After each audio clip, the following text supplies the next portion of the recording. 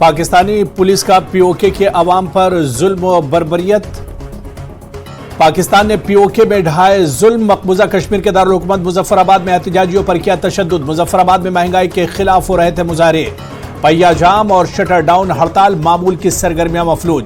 मुतादिद रहनुमा और कारकुन गिरफ्तार।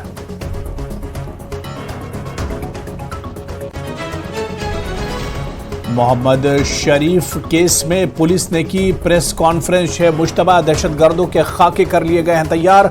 कठुआ का एक शख्स इनकाउंटर में पाया गया मुलविस। एसएसपी जोगिंदर सिंह ने दी जानकारी।